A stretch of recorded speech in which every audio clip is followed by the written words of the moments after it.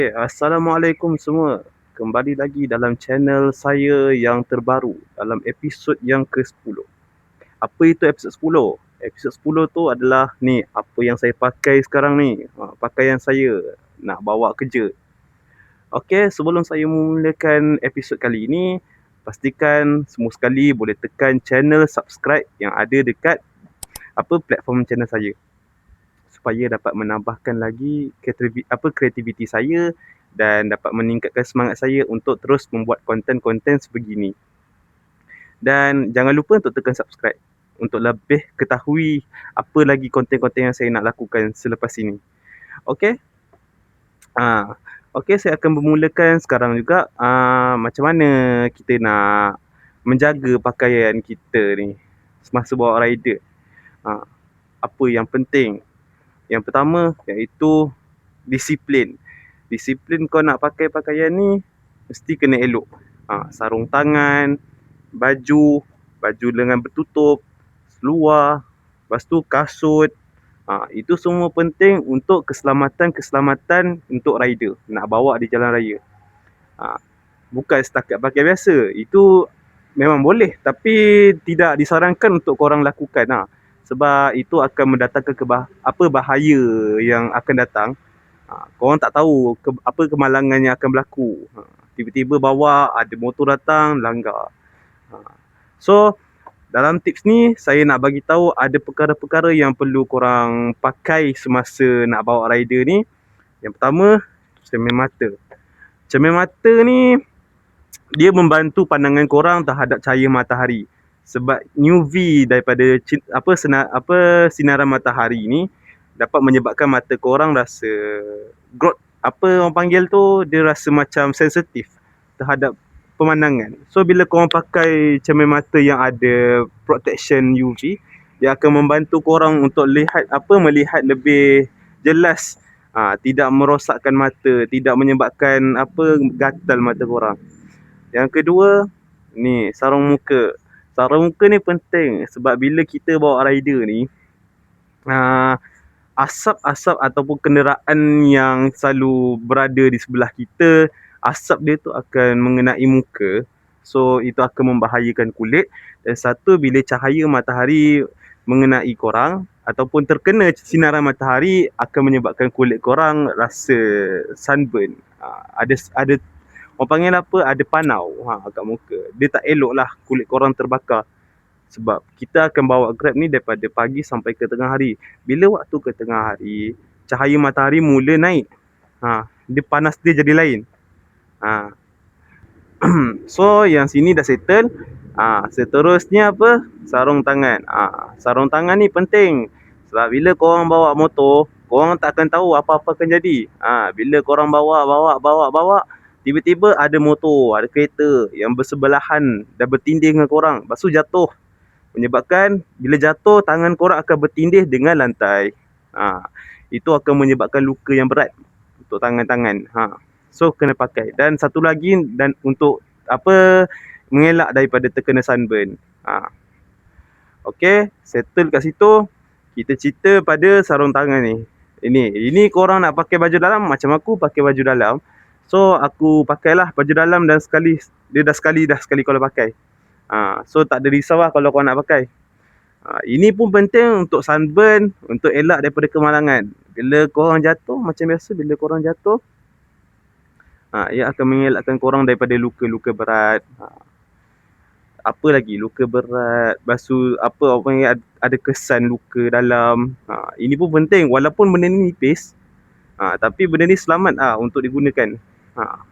Baguslah bila guna baju panjang dengan panjang ni. Tangan korang tidak ada panau, ada sinaran matahari, tak ada kena sunburn. Pentinglah benda ni. Okey, seterusnya seluar. Untuk seluar ni saya preferkan pakai seluar yang ketat lah. Jenis seluar jeans. Dia jangan terlalu ketat, dia jenis kasar. Seluar jeans ni penting lah untuk kegunaan rider. Sebab bila satu masa korang jalan kan, lutut korang akan kebas. Bila korang bawa motor, lutut korang ni akan main peranan lah.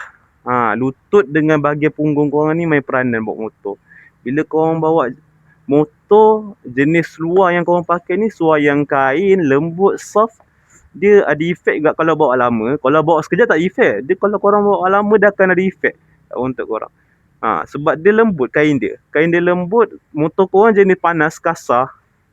Kan? Jenis seat korang tu jenis kasar, kena cahaya matahari. Bila korang duduk pakai kain, dia rasa kebas punggung korang. Kalau korang faham, boleh tekan 1 dekat komen. Okey. Dan satu lagi, Suajin juga ni membantu korang apabila korang contohlah accident. Contoh, korang teraksident. Accident tu memang 180 darjah pusing dia. So dia akan orang panggil apa, mengurangkan risiko accident tersebut. Bila korang jatuh, korang tak perlu risau lagi pasal luka-luka kat kaki, sebab dia pun safety. Dia beza tau pakai seluar macam ni.